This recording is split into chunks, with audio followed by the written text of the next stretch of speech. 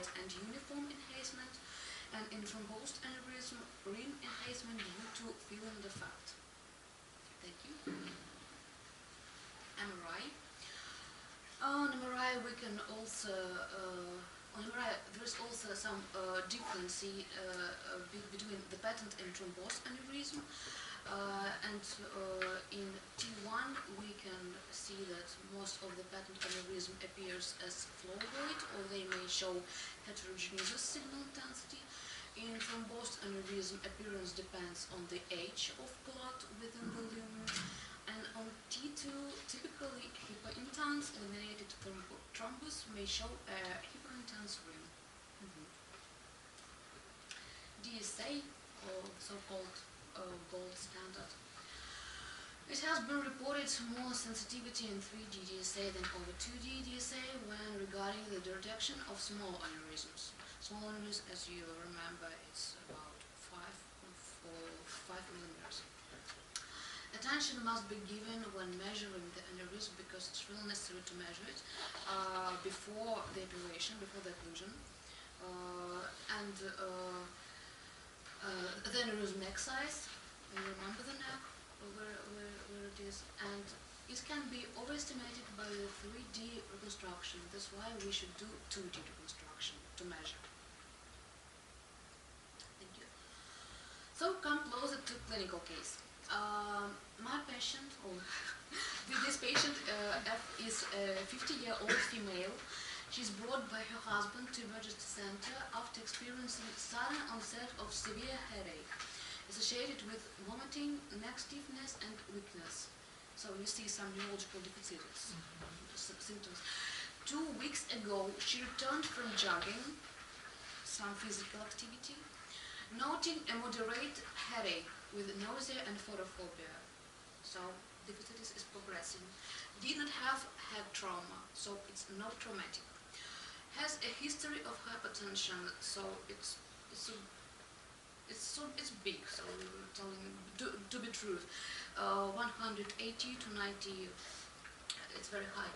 And tobacco use. Her ES index is 15.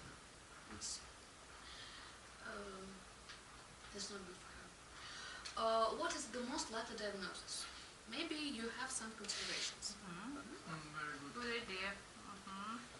Maybe some of you think. Can you guess based on what has been said? Wow! What a guess. Guess so, but yes, you are very close.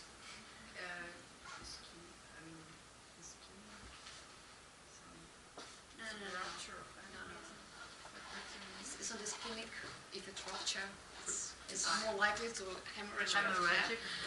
That's why, yeah, you're absolutely right. It's subarachnoid hemorrhage. So next, please. I think that. Can anybody guess? What is the next diagnostic To do step? MRI. Yeah.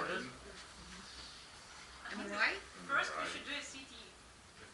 Yes, absolutely right. CT because of what? Because of hemorrhagia.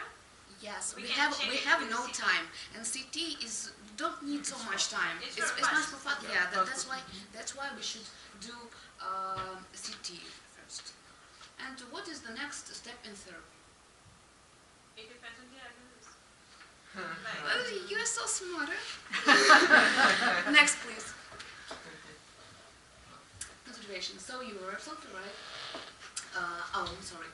This is just to sum up. This slide was to make your mission more easier. This 50-year-old woman has multiple risk factors for CAH caused by underlying aneurysm. So it's her age, because subarachnoidal hemorrhage is 50 years of age. She is so.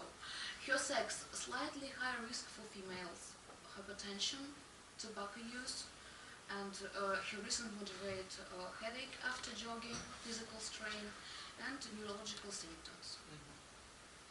Next, please. So the most likely diagnosis is subarachnoid hemorrhage. Next diagnostic step is non-cortex CT, as we have outside, and the next step to therapy is cerebral angiography. Well, we were close. Yes, next please. This is our objectives. What should we do? What should we understand and know?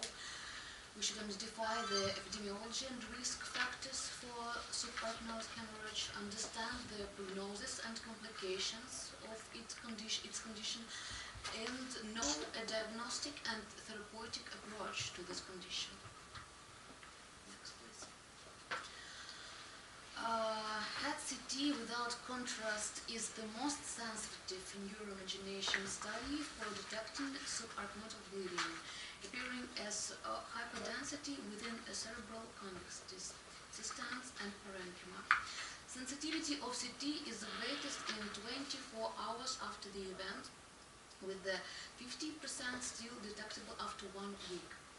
Negative HEAD-CT occurs in 10 to 15 cases and should be further evaluated with lumbar puncture, looking for xanthochromia, yellowish discoloration of CSF, it is cerebrospinal fluid, and increasing of red blood cells. Cerebrospinal fluid studies are most sensitive 20 hours after onset. Then 12 hours, I'm sorry, 12 hours after onset. But can be negative in 10 to 15% of patients as well, in which case the prognosis is better, because they're not so bad. Diagnosis and prognosis. This is a really sad slide because, as you can see, up to 60% patients die in the first 30 days after CAH. So 10% instantly without warning. And it's a great percentage. It's very sad. And 40% first month mortality for hospitalized patients. There is a classification. These grades help us to provide the proper treatment and diagnosis, because grade 1 CAH patients are alert with mild headache and neural rigidity and have a 5% chance of deteriorating with a 3 to 5% mortality risk. Grade 2 patients have moderate to severe headache and neural rigidity and 6 to 10% mortality. Grade 3 patients have added confusion. Grade 4 patients have stupor and moderate hemiparesis. Grade 5 patients are comatose with signs of severe increased intracranial pressure. They have the worst prognosis, and usually surgeons work with grades 1 and 2 because they have more chances to have a good results. Next, please. Treatment.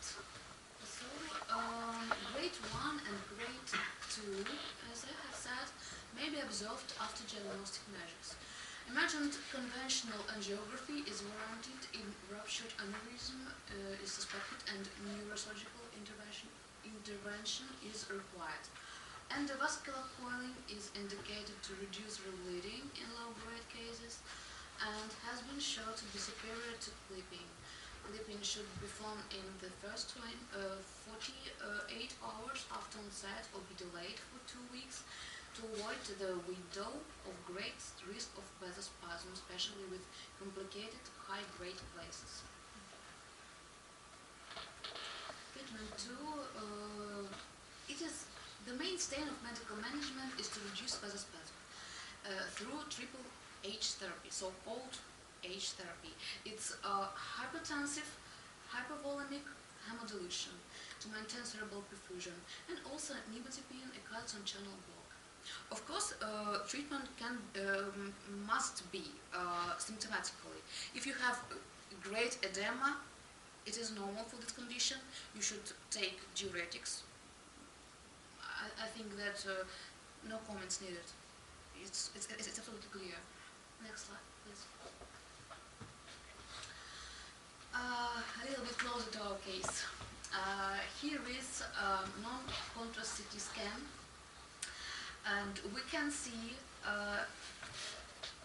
everyone understand how to see this imagination, yeah? This picture, man's lying, his right side, left side. So in the left hemisphere we can see a great large aneurysm. It's not giant, but it's large. And we can also see a subarachnoid hemorrhage. Could you come and show it? I think, yeah. I suppose it is here. Okay. This way?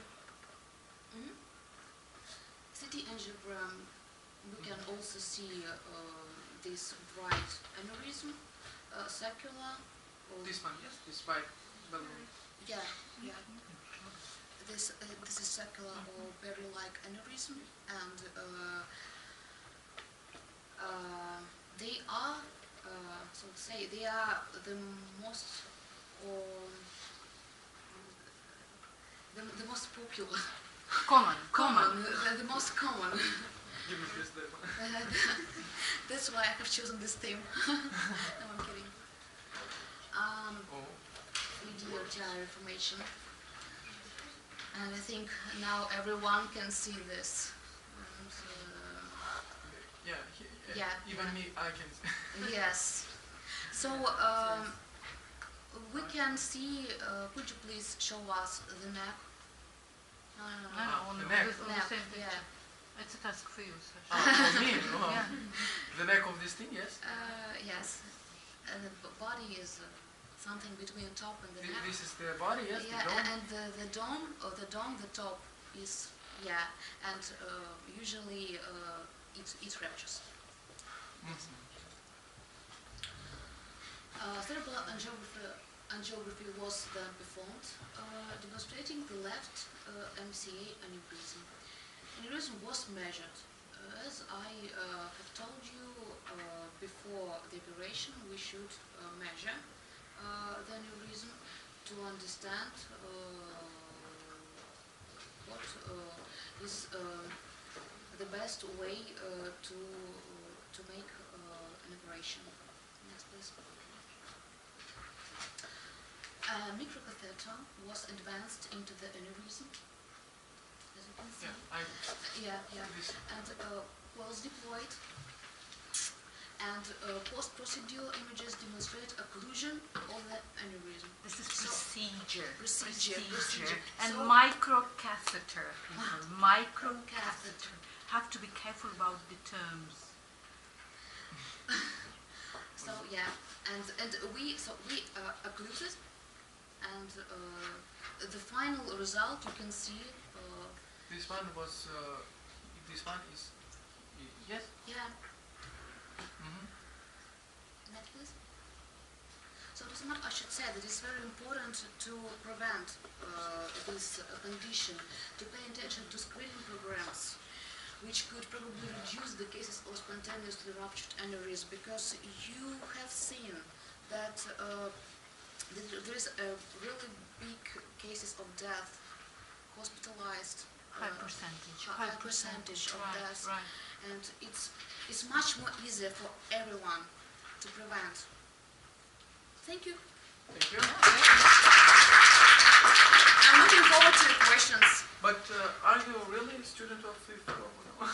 Oh, what do you? Why do you think so?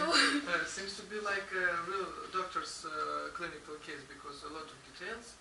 Yes, we like it. Doctor's opinion. Doctor's opinion. And the resume is to stop smoking, so everybody stops today smoking. That's the main